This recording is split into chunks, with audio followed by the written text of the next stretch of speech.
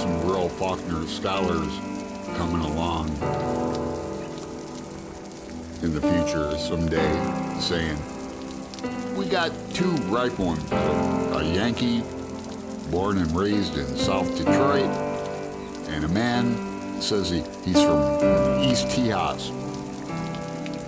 Well, I guess we'll do for Faulkner scholars, Brian and I, till some real ones come across.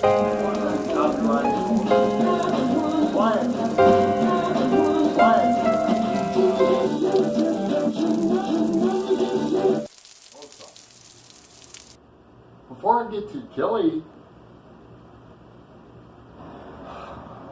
fucked up. I'm so fucked up. No, I'm so wrapped up in Yakna. Fuck the hi. I'm so wrapped up in Yakna to Papa. Yakna to hi. This makes me laugh.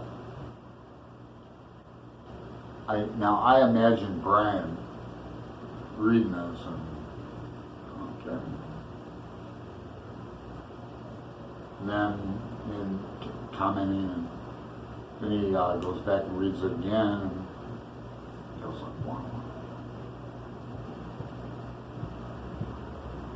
I think that motherfucker just that's Yukon Petoskey County. It's I'm not saying this. I'm not saying that. I'm not saying that either. To Tilly. Hashtag Faulkner in August, chapters 7 through 11. I have a lot to say about this and her detailed reading of it. It's very, very boy. I disagree with Tilly. I contest. I know you're a good reader. I know you're a detailed reader, and it's Faulkner's. It's Faulkner's. How could you, Tilly? Faulkner's woman coming out. There's no more spoilers. There's a few more spoilers. Criticism of Faulkner. Faulkner's women, specifically. They're all the same. Tilly says they're unbelievable. She can't understand what women would put up with this utter shit. It's unrealistic. Always have to keep in mind, Southern America, 1930s, and not only that, the past isn't dead, it's not even the past. Talk about three women. Going back to Mrs. Armstead and what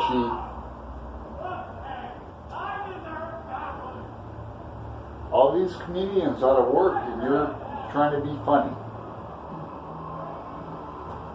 Mrs. Armstead breaks the piggy bank for the egg money, gives to Lena because that's her duty or that makes her feel good.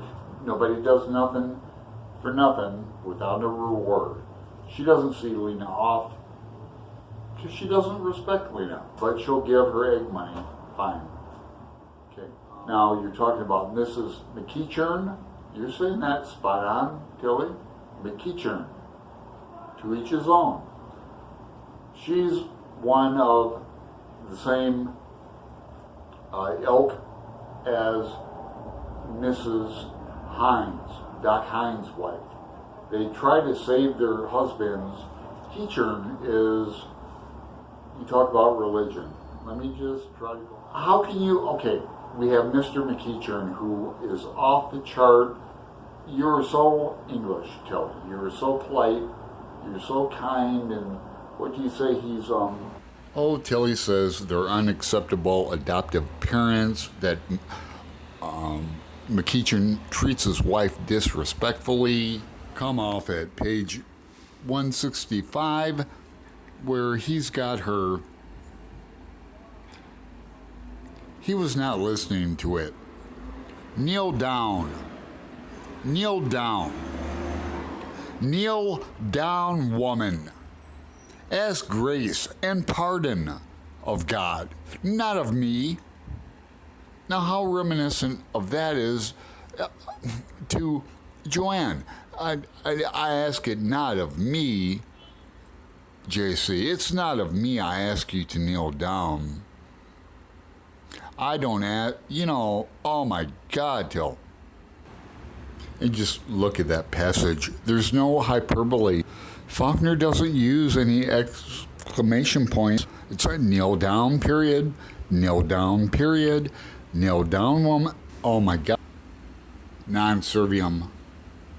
That's Latin for I will not serve. Those are Lucifer's last words before getting kicked out of heaven. I will not serve. That's what Lucifer got kicked out of heaven for. He would not serve. Non serviam. I'm not a Latin scholar, but I call myself a Joycean. Non serviam is what Stephen Dedalus says in Klaus Grog's in A Portrait of the Artist as a Jesus Christ. He will not serve either. JC throughout this novel will not serve. He won't take it. He won't have it. He talk to the hand. As you know, Tilly, it's a digression with Faulkner. Go back to chapter 8, pages specifically 185, 186, with JC. He's talking about menstruation, and he's associating it with Sunday and with church and with the horses again. In the barns and the smell, and it's equated somehow. Devil incarnate. So, she is just a raving woman trying to help. Now, you make a mistake, not a mistake. You say something incorrect in this, Tilly, about her giving JC the money. He makes a big point. I'm not going to look for it, but you'll remember it. He makes a big point of saying, would not be a Big Hard Bricks and Classics video without a siren.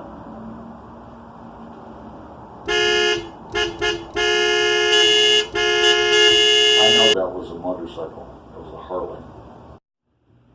This is what it's like to read Faulkner. I'm looking to prove my point. That remember when JC takes the money from Mrs. McEachern? Okay, I'm trying to prove that. I can't find it. I'm sorry, I'm not going to waste more hours trying to find it because I'm on to Brian. Okay, look. I'm talking about something else here. I'll show the bitch, animal. Now she hates me. I have taught her that at least. He owned nothing but the razor. What's the deal with his razor? I've talked to Brian, or I've got a Voxer out to him about Sartorius. So it's, people, it's all about Sartorius, and we have to regress more. Oh my God, Sartorius. Because she was pregnant. Brian and Lillian and I think Sonia, they think it's hysterical. She is pregnant. That's a non-issue. Or is it? It's a non-issue. Is it? Do you want to argue with me that Joanna Burden is not pregnant, people? Let's go there. And Mrs. Hines, Mrs. Duck Hines, she's, you know what she's like, Tilly? She's like my grandma. My grandmother,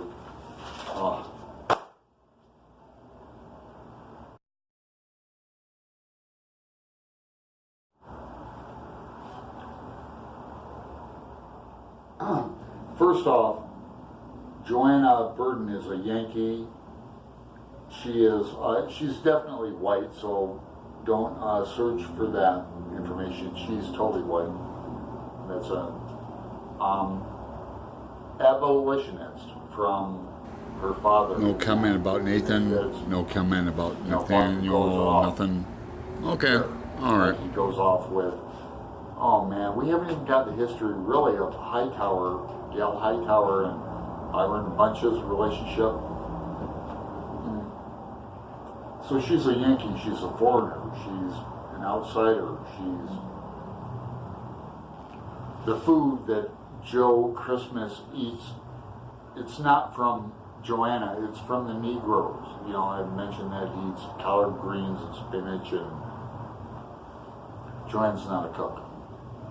She's a nymphomaniac. Brian hinted on the sex and that. Hey, I have to get a light from somewhere. But first I'll say, can anyone say Mandingo? Mandingo? Can anyone say Mandingo? Of course fucking not. You're too English. Every woman, JC, meets, dates, fucks a white woman. Nobody notices that. Okay. He tries.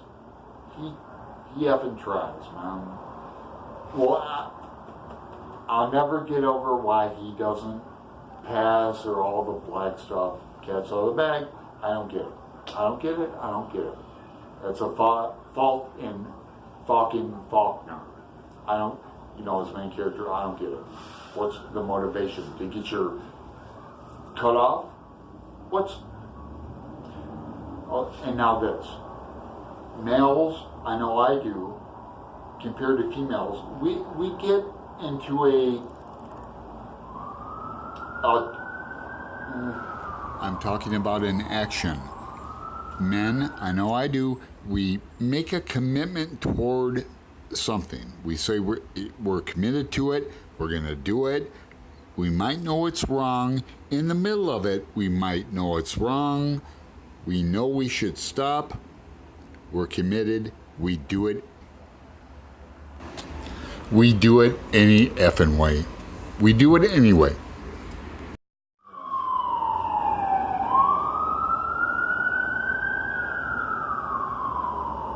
It would be unusual if there wouldn't be a siren.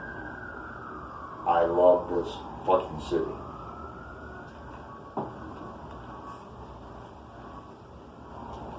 JC, there's been many dissertations written about how Joe Christmas is like Jesus Christ. He dies when he's 33 years old. He's sacrificed for, we haven't gotten to it yet. Percy Grimm. We haven't gotten to it yet. Yo, Percy fucking Grimm. Percy Grimm. I'm teasing. By the time we zoomed in on, Percy, I think. Tilly is being very English about. You know that guy, Percy Grimm?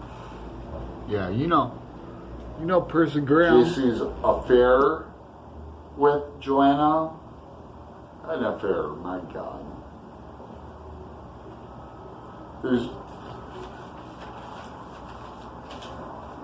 I'm at the end of my notes and I haven't said anything.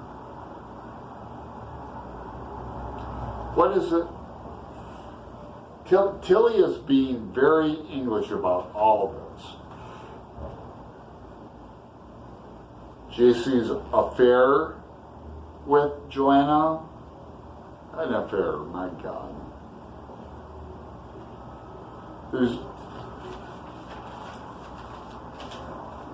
I'm at the end of my notes and I haven't said anything. What is it? Oh, God. The funny thing, Tilly says, okay, Tilly, I'm talking to you. You understand Lena? All the other women characters, you can't, they're just, you want them to be more stronger, but you understand Lena? And that's the thing about Light and August. You're going to remember, you won't remember a lot of things in this novel, but you'll remember Lena. Absolutely, everyone does. You ask them later, you know what, Light and August, what's that barefoot woman in the, pregnant barefoot woman in the, barefoot woman pregnant in the... Gone down, yeah. Well, I bet you have because you finished the book, but...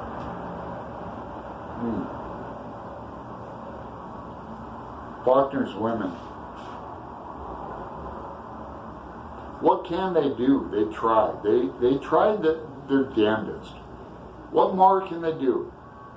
You're dealing with characters that are so unreal. Are they?